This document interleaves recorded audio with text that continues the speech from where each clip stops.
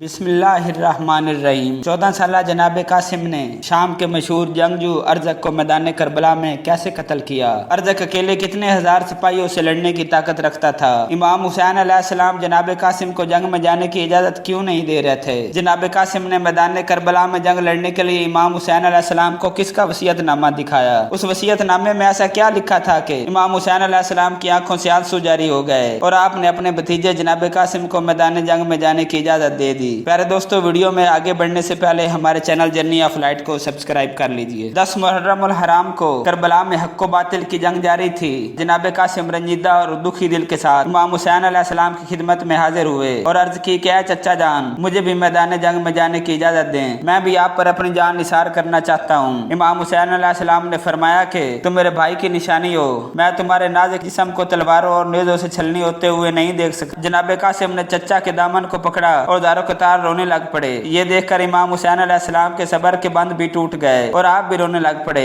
کافی دیر تک چچا بھتیجا یوں ہی روتے رہے۔ امام حسین علیہ السلام قاسم علیہ السلام کو بوسے دیتے رہے اور روتے رہے۔ جناب قاسم جنگ میں جانے کی اجازت مانگتے رہے اور امام حسین علیہ السلام کہتے رہے کہ میں اپنے بھائی کی نشانی کو کس طرح موت کے سپرد کر سکتا ہوں؟ ابھی تمہاری عمر ہی کیا ہے؟ ابھی تو تمہارا بچپن ہے۔ نہیں، میں تمہیں میدان جنگ میں بھیج کر ان ظالموں کے حوالے نہیں کروں گا۔ پھر جناب قاسم پریشان حالت میں روتے ہوئے اپنے خیمے میں آ کر بیٹھ گئے۔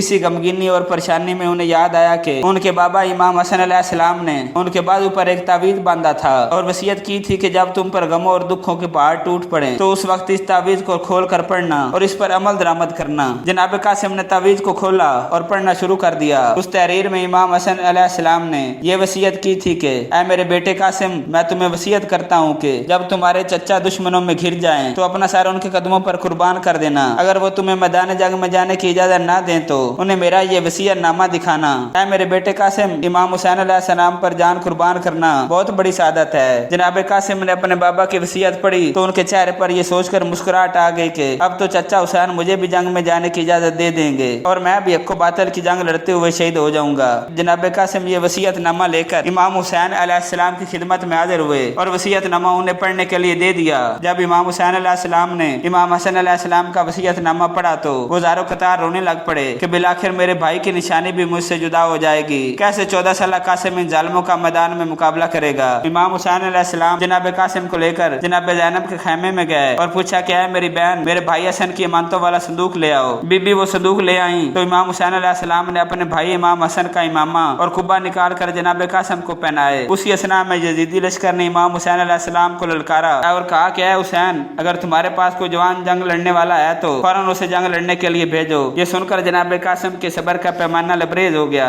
جناب قاسم نے امام حسین علیہ السلام کی اجازت طلب کی اور عرض کی کہ اے چچا جان، مجھے میدان جنگ میں جانے کی اجازت دیجیے تاکہ میں ان ظالموں کو جواب دوں کہ علی کا گھر بھی کیا گھر ہے کہ جس گھر کا ہر ایک بچہ جسو دیکھو وہی شیر خدا معلوم ہوتا ہے۔ امام حسین علیہ السلام نے جناب قاسم کو گلے لگایا اور دارو قطار رونے لگ پڑے۔ دونوں چچا بھتیجے اتنا روئے کہ دونوں کو غش آ گیا۔ کافی دیر گریہ داری کرنے کے بعد امام حسین علیہ السلام نے فرمایا کہ اے میرے بیٹے، کیا خود چل کر موت کی طرف جاتے ہو؟ جناب قاسم نے کہا کہ میری جان آپ پر قربان، میں کیسے موت کے قریب نہ جاؤں جبکہ میں دیکھ رہا ہوں کہ آپ دشمنوں کے درمیان غریب و تنہا ہیں۔ امام حسین علیہ السلام نے جناب قاسم کو گلے لگایا۔ جناب قاسم نے چچا کے ہاتھوں اور قدموں کو بوسہ لیا اور ایک بار پھر میدان جنگ میں جانے کی اجازت طلب کی۔ امام حسین علیہ السلام نے کہا کہ پہلے تمام خیموں میں جا کر الوداع کر لو۔ جناب قاسم نے خیموں میں جا کر تمام بیبیوں کو الوداع کیا اور میدان جنگ کی طرف روانہ ہو گئے۔ جناب قاسم نے میدان جنگ میں پہنچ کر عمر بن سعد سے کہا کہ اپنے لشکر کے خطرناک آدمی کو میرے مقابلے کے لیے بھیجو۔ عمر ابن سعد نے ارزق شامی کو بلوایا اور کہا کہ اس بچے کو جواب دو۔ ارزق شامی بڑا مغرور تھا،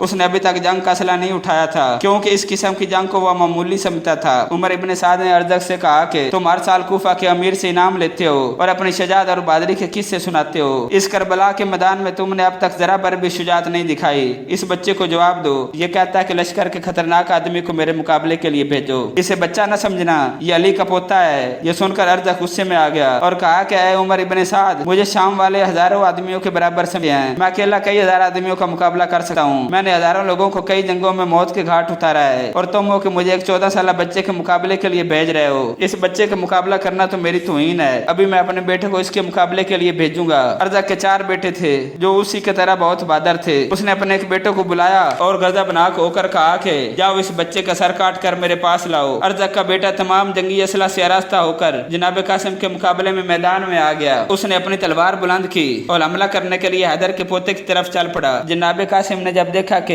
एक सवार तलवार लहराए उन पर हमला करने के लिए आ रहा है तो उन्होंने अपने चेहरे को ढांप लिया और चांद जैसे मासूम चेहरे को छुपा लिया। अरजक के बेटे ने जरब लगाई जिससे जनाब कासिम की ढाल के 2 टुकड़े हो गए। जब इमाम हुसैन अलैहिस्सलाम ने देखा तो मोहम्मद बिन हंस को एक और ढाल देकर शहजादा कासिम की मदद के लिए भेजा। जनाब कासिम ने मोहम्मद बिन हंस से ढाल ले ली और अपने चाचा की इस मेहरबानी से बहुत खुश हुए। ढाल लेने के बाद जनाब कासिम ने अरजक के बेटे पर एक ऐसी जरब लगाई कि वो जमीन पर ढेर हो गया। अरजक ने दूसरा बेटा भेजा। उसने मैदान में आकर शहजादे को गाली दी। शहजादे ने उसे मोहलत ही न दी और उस पर हमला कर दिया। उसके पहलू में ऐसा नेजा मारे कि वो वही ढेर हो गया। फिर अरजक का तीसरा बेटा मैदान में आया। उसने बदज़बानी की और गालियां दी। उसने कहा कि ऐ बेरहम, तूने मेरे बहादुर भाइयों को कत्ल कर दिया है, मैं तुम्हें हरगिज़ नहीं छोड़ूंगा। जनाब कासिम ने कहा कि फिक्र न करो, अगर तुम्हें अपने भाइयों से इतनी मोहब्बत है मैं तुम्हें भी उनके पास भेज देता हूँ। उस मलऊन ने गुस्सा में आकर जनाब कासिम को नेजा मारना चाहा। जनाब कासिम फुर्ती से पीछे हट गए और उसके हाथ पर तलवार की ऐसी जरब लगाई कि उसका हाथ कट गया, जिससे वो जनाब कासिम को नेजा मारना चाहता था। उस वक्त वो मैदान से भागने लगा तो जनाब कासिम ने उसे तलवार की एक ऐसी जरब लगाई जिससे वो 2 टुकड़े हो गया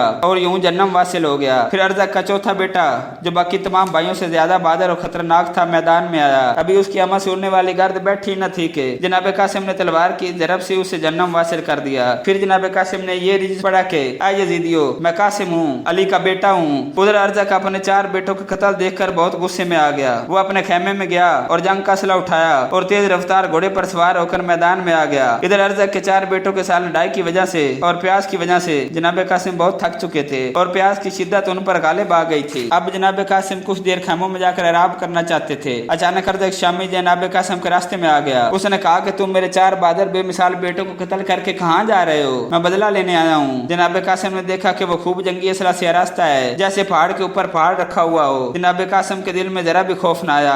आपने कहा कि ऐ बदबख्त, तेरे बेटे जहन्नम में तेरे मुंतज़िर हैं, अभी उनके पास भेज देता हूँ। जब इमाम हुसैन अलैहिस्सलाम ने अरजक को शहजादे कासिम के मुकाबले पर आता देखा तो आपको जनाब कासिम पर बहुत तरस आया, क्योंकि अरजक अपने वक्त का मशहूर तरीन जंगजू था। लिहाजा इमाम हुसैन अलैहिस्सलाम ने हाथ उठाए और दुआ की कि ऐ मेरे अल्लाह, कासिम को अरजक के मुकाबले में कामयाब फरमा दे। जब खैमों में बीबियों को पता चला कि कासिम का मुकाबला करने के लिए अपने वक्त का मशहूर जंगजू मैदान में आ गया है तो उन्होंने भी रो रो कर अल्लाह से दुआएं मांगनी शुरू कर दी कि अल्लाह शहजादे कासिम को कामयाबी अता फरमा दे। अरजक ने पहले नेज़े से जनाब कासिम पर हमला कर दिया। शहजादे ने भी नेज़े से हमला कर दिया। दोनों के दरमियान 12 मरतबा नेज़ों का तबादला हुआ। अरजक ने जितनी दफा वार किया जनाब कासिम वार से बच गए। बिलाखिर अरजक ने जनाब कासिम के घोड़े के पेट में नेज़ा दे मारा। घोड़ा जख्मी होकर गिर गया। फिर जनाब कासिम पैदल हो गए। इमाम हुसैन अलैहिस्सलाम ने देखा तो मोहम्मद बिन हंस को ताज़ा दम घोड़ा देकर भेजा ताकि जनाब कासिम घोड़े पर सवार होकर अरजक मलून का मुकाबला कर सके। जनाब कासिम घोड़े पर सवार हो गए। फिर जनाब कासिम घोड़े पर सवार हो गए और अपनी तलवार निकाल कर लहराई ताकि अरजक पर हमला कर सके। अरजक ने जब तलवार देखी तो उसने धोखा देने के लिए जनाब कासिम से कहा कि ये जो तलवार तुम्हारे हाथ में है मेरे बेटे की है, मैंने इसे 1000 दिरहम में खरीदा था, ये तलवार तुम्हारे हाथ में कैसे लगी? ये सुनकर जनाब कासिम ने कहा कि ए अरजक, ये क्या बात हुई? तुम अपने आप को दुनिया के ताकतवर और बहादुर जंगजू समझते हो, जबकि तुम्हारे घोड़े का तंग खुला हुआ है, तुम जंग कैसे करोगे? जो अरजक घोड़े के तंग देखने के लिए झुका तो जनाब कासिम ने उस पर जोर से तलवार का ऐसा हमला किया कि उसके 2 टुकड़े हो गए। फिर जनाब कासिम ने देखा कि अरजक का घोड़ा भागना चाहता है तो जनाब कासिम फौरन उसके घोड़े पर सवार हो गए और अपने घोड़े की लगाम पकड़कर इमाम हुसैन अलैहिस्सलाम की तरफ चल पड़े। जनाब कासिम ने इमाम हुसैन अलैहिस्सलाम के पास पहुंचकर कहा कि ए चचा जान, अगर एक घूंट पानी का मिल जाए तो यजीदी लश्कर को तहस नहस कर दूंगा। इमाम हुसैन अलैहिस्सलाम ने जनाब कासिम को अपने सीने के साथ लगाया और अपनी अंगूठी जनाब कासिम के मुंह में रख दी। इस अंगूठी ने जनाब कासिम को शराब कर दिया और उनकी प्यास बुझ गई। फिर जनाब कासिम मैदान में जाने लगे तो इमाम हुसैन अलैहिस्सलाम ने उनसे फरमाया कि पहले खैमों में जाओ और बीबियों से अलविदा कर लो। खैमों में जनाब कासिम आए तो उनकी माँ ने उन्हें गले लगा लिया और बेटे को मुंह पर बोसा दिया और कहा कि मेरे बेटे, मैं तुमसे राजी हूँ, तुमने अपने चचा का खूब दिफा किया है। बीबियों से विदा करने के बाद जनाब कासिम फिर मैदान में पहुंच गए। जनाब कासिम को देखकर यजीदी फौज यकजबान होकर कहने लगी कि वो देखो अरजक शामी का कातिल आ गया है। लिहाजा तबले जंग फिर बच गया। जनाब कासिम की नजर यजीदी फौज के अलम पर पड़ी जो कि उमर इब्न साद के हाथ में था और उमर इब्न साद अलम लेकर लश्कर के बिल्कुल दरमियान में खड़ा था। जनाब कासिम ने लश्कर की पहली सफ पर हमला किया और कई लोगों को कत्ल कर दिया। यूं जनाब कासिम सफों को चीरते गए और यजीदियों को जहन्नम वासिल करते गए। फिर हालत ये हो गई कि लश्करी खुद ही जनाब कासिम के खौफ से सफे खोल देते और जिस सफ से जनाब कासिम गुजर जाते उस सफ को पीछे से बंद कर देते। जब जनाब कासिम यजीदी फौज के अलमदार के करीब पहुंचे तो लश्करियों ने हर तरफ से नेज़ और तलवारों और तीरों से हमला कर दिया। जनाब कासिम ने कई लोगों को जहन्नम वासिल किया। जनाब कासिम ने पलट कर शदीद हमला कर دیا اور 30 پیدل سواروں اور 50 گھڑ سواروں کو گرا دیا۔ صفیں کھلنے لگی اور شہزادے کی واپسی کی راہ ہموار ہو گئی، لیکن یزیدیوں نے آپ کے گھوڑے کو تیر مار کر گرا دیا۔ تب جناب قاسم پیدل لڑنے لگ پڑے۔ جناب قاسم شدید زخموں کے باوجود یزیدیوں کو جہنم واصل کرتے جا رہے تھے۔ شبس بن سعد ملعون نے اچانک ان کے سینے میں نیزہ مار دیا جو دوسری جانب سے نکل گیا۔ جناب قاسم گر گئے اور خون میں لت پت ہو گئے۔ آپ نے آواز دی، یا ماں ہو ادرکنی، اے چچا جان میری مدد کو آئیے۔ جیسے ہی امام حسین علیہ السلام نے بھتیجے کی آواز سنی، تیزی سے میدان جنگ میں آئے۔ شبس بن سعد ملعون شہزادے کے سر پر کھڑا تھا تاکہ جناب قاسم کے سر کو کاٹ کر لے جائے۔ امام حسین علیہ السلام نے لشکریوں پر زور سے حملہ کر دیا اور شبس بن سعد کو جہنم واصل کر دیا۔ جناب قاسم خاک و خون میں لت پر پڑے ہاتھ پاؤں مار رہے تھے۔ ان کا جسم نیزوں، تیروں اور تلواروں سے چھلنی تھا۔ امام حسین علیہ السلام نے جناب قاسم کو اٹھایا اور خیموں میں لے آئے۔ انہیں جناب علی اکبر اور دیگر شہداء کے ساتھ رکھ دیا۔ جناب قاسم نے آنکھیں کھولی تو ان کے چچا، پھوپھیاں اور ان کی ماں اور باقی بیبیاں کھڑی تھیں۔ جناب قاسم نے سب کو سلام کیا، جس کے بعد ان کی روح پرواز کر گئی۔ انا للہ و انا الیہ راجعون، ہم اللہ کے ہیں اور اسی کی طرف لوٹنے والے ہیں۔